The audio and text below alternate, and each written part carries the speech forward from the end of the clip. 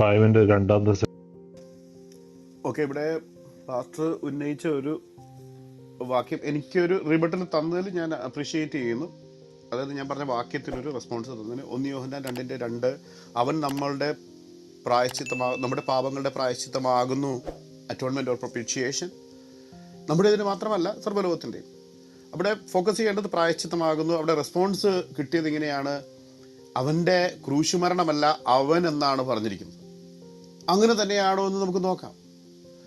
റോമാലേഖനം 3:25 നമ്മൾ വായിക്കുന്നത് ഇങ്ങനെയാണ്, വിശ്വസിക്കുന്നവർക്ക് അവൻ തൻ്റെ രക്തം മൂലം പ്രായശ്ചിത്തമാകുവാൻ. നമുക്കറിയാം യൂണിവേഴ്സിറ്റി ലാംഗ്വേജിൽ ബ്ലഡ് എന്ന് ഉദ്ദേശിക്കുന്നതിൽ ആ ഫ്ലൂയിഡ് ഓർ ലിക്വിഡ് അല്ല, അവൻ്റെ കുരിശിലെ മരണമാണ്. അവൻ്റെ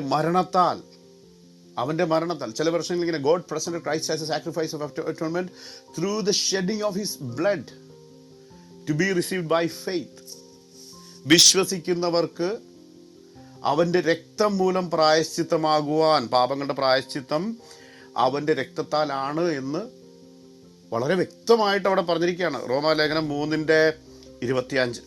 ഇനി മറ്റൊരു വാക്യം നമുക്ക് നോക്കാം. അനേക വാക്യങ്ങളുണ്ട് കേട്ടോ. എഫേസ്യ ലേഖനം ഓർമ്മയുടെ ഇതിൽ നിന്നാണ് പറയുന്നത്. എഫേസ്യ ലേഖനം 1:7 അവനിൽ നമുക്ക് അവൻ്റെ രക്തത്താൽ അതിക്രമങ്ങളുടെ മോചനം എന്ന് വീണ്ടെടുപ്പുണ്ട്. ഞാൻ ആദ്യം തന്നെ പറഞ്ഞതുപോലെ റിഡംഷൻ എന്ന ആസ്പെക്റ്റാണ്. യേശുവിൻ്റെ രക്തത്താൽ അല്ലാതെ മനുഷ്യരാശിക്ക് അതിക്രമങ്ങളുടെ മോചനം എന്ന വീണ്ടെടുപ്പ് ഇല്ല. അതുകൊണ്ടാണ് യേശുവിൽ ആശ്രയിച്ചിരിക്കുന്നത്. വെളിപ്പാട് പുസ്തകത്തിൽ ഈ തീം റിപ്പിറ്റേറ്റീവ് ആണ്. 1:5 നമ്മളെ നമ്മുടെ പാപങ്ങളിൽ നിന്ന് അവൻ്റെ രക്തത്താൽ മോചിപ്പിച്ചിരിക്കുന്നു. വെളിപ്പാട് പുസ്തകത്തിൽ ഉൾപ്പെടെ പറയുന്നതാണ്, നീ അറുക്കപ്പെട്ട് നിന്റെ രക്തത്താൽ വിലയ്ക്ക് വാങ്ങി. അറ്റോൺമെന്റ് എന്ന ആസ്പെക്ട് വരെയാണ്. ഇതെല്ലാം യേശു ക്രിസ്തു തൻ്റെ കുരിശിലെ യാഗത്തിൽ പൂർത്തീകരിച്ചു. അത് അനിഷേധ്യമായിട്ട് നിൽക്കുന്നു എന്ന് നമുക്ക് വളരെ വ്യക്തമായിട്ട് കാണാൻ സാധിക്കും. പത്രോസ് അപ്പോസ്തലൻ പറയുകയാണ്, വ്യർത്ഥവും പിതൃപാരമ്പര്യമായിരിക്കുന്ന നിങ്ങളുടെ നടപ്പിൽ നിന്ന് നിങ്ങളെ വീണ്ടെടുത്തിരിക്കുന്നത് ക്രിസ്തു എന്ന നിർദോഷവും നിഷ്കളങ്കവുമായ കുഞ്ഞാടിൻ്റെ വിലയേറിയ രക്തം കൊണ്ട്. എപ്പോഴാണ് അത് സംഭവിച്ചത്? വെളിപ്പാട് പുസ്തകത്തിൽ പറയുന്നത് പോലെ അറുക്കപ്പെട്ട കുഞ്ഞാട് കുരിശിലാണ് തനിക്ക് താൻ ഐക്യലോകത്തായിരുന്ന സമയത്ത് പറഞ്ഞതുപോലെ തന്നെ മനുഷ്യപുത്രൻ അനേകർക്ക് തൻ്റെ ജീവൻ മറുവിലയായി കൊടുത്ത് വിലയ്ക്ക് മേടിച്ച കാര്യമാണ് യോഹന്നാൻ ശ്ലീഹ തൻ്റെ വെളിപ്പാട് പുസ്തകത്തിൽ പറഞ്ഞിരിക്കുന്നത്. പത്രോസ് ശ്ലീഹ തൻ്റെ ലേഖനത്തിൽ പറഞ്ഞിരിക്കുന്നത് കുഞ്ഞാടിൻ്റെ വിലയേറിയ രക്തം കൊണ്ട് വിലയ്ക്ക് വാങ്ങിയെന്നാണ് നമുക്ക് കാണുന്നത്. യോഹന്നാൻ നേരത്തെ പറഞ്ഞതുപോലെ സമയത്തിൻ്റെ പരിമിതി ഉള്ളതുകൊണ്ടാണ് കേട്ടോ. 1 യോഹന്നാൻ 1:7 അവൻ വെളിച്ചത്തിലിരിക്കുന്നത് പോലെ നാം വെളിച്ചത്തിൽ നടക്കുന്നുവെങ്കിൽ നമുക്ക് തമ്മിൽ കൂട്ടായ്മയുണ്ട്. അവൻ്റെ പുത്രനായ യേശുവിൻ്റെ രക്തം സകല പാപങ്ങളും പോക്കി നമ്മെ ശുദ്ധീകരിക്കുന്നു. നമ്മുടെ പാപവും യേശു ക്രിസ്തുവിന്റെ രക്തവുമായിട്ട് എങ്ങനെ ലിങ്ക് ആകുന്നു? ഒന്നുകൂടെ പറയാം. 1 യോഹന്നാൻ 1:7 അടുത്ത വാക്യമാണ്, അവൻ്റെ പുത്രനായ യേശുവിൻ്റെ രക്തം നമ്മുടെ സകല പാപങ്ങളും പോക്കി നമ്മെ ശുദ്ധീകരിക്കുന്നു. യേശു ജനിക്കുമ്പോൾ പേരിടുന്ന സമയത്ത് പോലും മത്തായി സുവിശേഷം 1:21 പറയാണ്, അവൾ ഒരു മകനെ പ്രസവിക്കും, അവൻ തൻ്റെ ജനത്തെ അവരുടെ പാപങ്ങളിൽ നിന്ന് രക്ഷിപ്പാൻ ഇരിക്കൊണ്ട് നീ അവന് യേശു എന്ന് പേരിടണം. നമ്മൾ ആ യേശു എന്ന വാക്കിൻ്റെ അർത്ഥം തന്നെ യഹോവ രക്ഷകൻ, രക്ഷ അല്ല, യഹോവ രക്ഷിക്കുന്നവൻ. അതുകൊണ്ടാണ് ആ പേരിൻ്റെ അർത്ഥം ലിറ്ററലായിട്ട് അവിടെ സ്വാർത്ഥകമായിട്ട് വരുന്നത് കൊണ്ടാണ് ആ പേര് തന്നെ ഇട്ടിരിക്കുന്നത്. അവൻ്റെ വരവിൻ്റെ ഉദ്ദേശം തന്നെ കാൽവരിയിലേക്ക് തൻ്റെ പുത്രനെ ക്രൂശ് മരണത്തോളം അനുസരണയുള്ളവനായി പിതാവായ ദൈവം അയച്ച് നമ്മുടെ സ്നേഹം പ്രദർശിപ്പിക്കുക മാത്രമല്ല, അവിടെ ഒരു റിയൽ പ്രൊപ്പീഷിയേറ്ററി ആക്ട് കർത്താവായ യേശു ക്രിസ്തു കാണുന്നുണ്ട്. പിന്നെ പ്രവൃത്തികളുടെ പുസ്തകത്തിൽ പൗലോസ് അപ്പോസ്തലൻ പറയണം, നിങ്ങളെ തന്നെയും താൻ സ്വന്തം രക്തത്താൽ സമ്പാദിച്ചിരിക്കുന്ന ദൈവത്തിൻ്റെ സഭയെ മേപ്പാൻ പരിശുദ്ധാത്മാവ് നിങ്ങളെ അധ്യക്ഷരാക്കി വെച്ചിരിക്കുന്ന ആട്ടിൻകൂട്ടം മുഴുവനെയും സൂക്ഷിച്ചുകൊള്ളുവിൻ.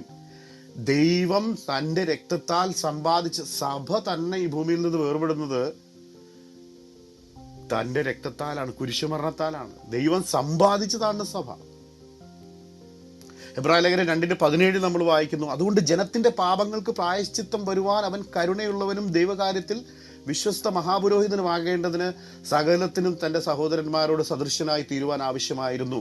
ഇവിടെ ഇൻകാർണേഷൻ്റെ നെസസിറ്റി തന്നെ ഈ പർപ്പസിലേക്കാണെന്ന് നമ്മൾ കാണിക്കുന്നത്. അപ്പോൾ നമ്മൾ ആ പർപ്പസ് തന്നെ നമ്മൾ മിസ് ചെയ്താൽ നമുക്ക് ക്രിസ്ത്യാനിറ്റിയും ക്രൈസ്റ്റും നിത്യതയും മിസ്സാകും. ഓക്കെ, എന്നാണ് എനിക്ക് ഓർമ്മിപ്പിക്കാനുള്ളത്. Thank U.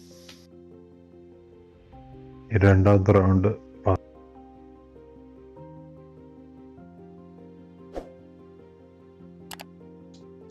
നമ്മളെ വിദ്യാഭ്യാസം ഉള്ളവരിങ്ങനെ വിവരദോഷം വിളമ്പരുത്.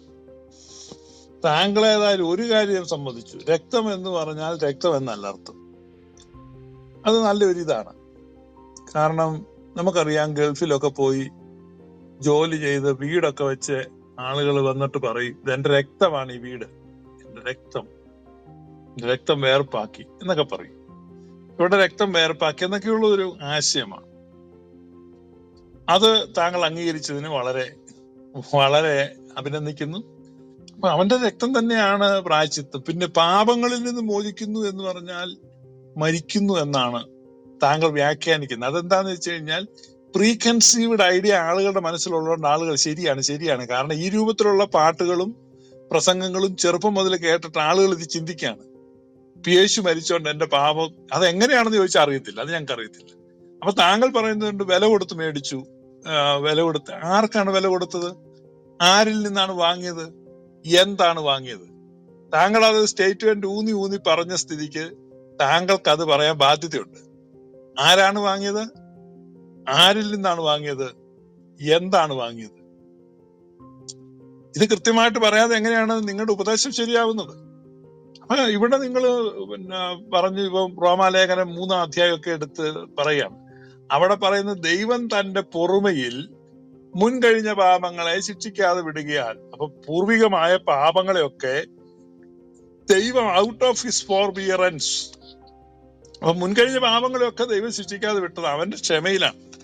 ദൈവത്തിന്റെ അനന്തമായ ക്ഷമയിൽ മനുഷ്യന്റെ പാപങ്ങളെ ശിക്ഷിക്കാതെ അവനോട് ക്ഷമിക്കാൻ ദൈവത്തിന് കഴിയും. അപ്പൊ അങ്ങനെ ദൈവത്തിന് കഴിയില്ല എന്നുള്ള ഒരു സിദ്ധാന്തം ആദ്യം അവതരിപ്പിക്കുകയാണ്. God is in A dilemma. ദൈവം വലിയൊരു ധർമ്മസങ്കടത്തിലാണ്, ദൈവം വലിയൊരു പ്രതിസന്ധിയിലാണ്. മനുഷ്യന്റെ പാപം സ്വർഗത്തിന്റെ ഉറക്കം കെടുത്തി വലിയൊരു ഉരുണ്ട കല്ലായിട്ട് സ്വർഗത്തിൽ വന്നിരിക്കുക. ഇത് പരിഹരിക്കാൻ വേണ്ടി പുത്രനെ അയക്കുന്നു. അപ്പൊ ഇതാരാണിത് ദൈവത്തെയും പുത്രനെയും ഒക്കെ ഭീഷണിപ്പെടുത്തുന്നത്? മനുഷ്യന്റെ പാപത്തെ അങ്ങനെ ആ കട എഴുതി തള്ളാൻ പറ്റില്ല. പ്രതിപക്ഷം പറയുക സർക്കാരിന് എഴുതി തള്ളണമെന്നുണ്ട്, ഇലക്ഷൻ വരികയാണ്, പറ്റില്ല.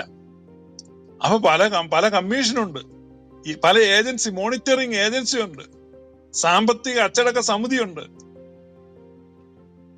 ബാങ്കിന്റെ കാര്യങ്ങളിൽ ഓംബുഡ്സ്മാൻ ഉണ്ട് എന്നൊക്കെ പറയുന്നത് പോലെ ദൈവത്തിന്റെ മുകളിൽ ഒരു ഓംബുഡ്സ്മാൻ ഇരിക്കുക. ഈ ഓംബുഡ്സ്മാൻ നോക്കിക്കൊണ്ടിരിക്കുകയാണ്. അപ്പൊ പിതാവിന് ക്ഷമിക്കണമെന്നുണ്ട്. പിതാവ് ക്ഷമിക്കാൻ വേണ്ടി ഞാൻ നിങ്ങളോട് ഷാ എന്ന് വെക്കുമ്പോഴേക്കും മുകളിൽ നിന്ന് ഓംബുഡ്സ്മാൻ ഡാ എന്ന്. അപ്പൊ പിതാവ് വായടയ്ക്കും. പുത്രൻ പറയും എന്നാൽ ക്ഷമിച്ചാലോ എന്ന് വെക്കുമ്പോൾ മുകളിൽ നിന്ന് ഓംബുഡ്സ്മാൻ കണ്ണുരുട്ടി കാണിക്കും. അങ്ങനെ പിതാവും പുത്രനും പരിശുദ്ധാത്മാവും എല്ലാം ഇങ്ങനെ ചുരുണ്ടുകൂടി ഇങ്ങനെ ഇരിക്കുന്ന സമയത്ത് ഓംബുഡ്സ്മാൻ മുകളിൽ നോക്കും. അവസാനം നിവൃത്തിയില്ലാതെ ഈ പിതാവ് പുത്രനും ഒക്കെ കൂടെ തീരുമാനിക്കും. അങ്ങനെ പുത്രൻ വന്ന് കുരിശിൽ മരിക്കാൻ തീരുമാനിച്ചു. ഇത്ര അബദ്ധമായ എന്ന് പറഞ്ഞാൽ കേവലം ഒരു പ്രൈമറി സ്കൂൾ വിദ്യാർത്ഥി പോലും പുച്ഛിച്ച് പുറംകാലിന് ചവിട്ടുന്ന അബദ്ധ ഉപദേശമാണ് ക്രിസ്ത്യാനിറ്റിയുടെ പേര് പ്രചരിപ്പിക്കുന്നത്. ഇത് നോക്ക്, നിങ്ങളുടെ പാവത്തെ ഒക്കെ പരിഹരിക്കാൻ വേണ്ടി ആ പാവത്തിന്റെ ശിക്ഷ താണ്ടൊരു പാവം തൂങ്ങിക്കിടക്കുന്നു. അത് കണ്ട് മുകളിലിരിക്കുന്ന ഏജൻസി സംതൃപ്തിപ്പെട്ടു, പാവം ക്ഷമിക്കാൻ അനുവദിച്ചു. ഇതില്ലായിരുന്നെങ്കിൽ പാവം ക്ഷമിക്കാൻ പറ്റില്ലായിരുന്നു. ഇതിന് തിരുവെഴുത്ത് വേറെ അടിസ്ഥാനമില്ല. ഞാൻ വാക്യം വായിച്ചായിരുന്നു, നാഥാൻ ദാവീദിനോട് പറഞ്ഞില്ല, പാവം ക്ഷമിച്ചിരിക്കുന്നു ഫ്രീ ആയിട്ട്. അതാണ് ദൈവം.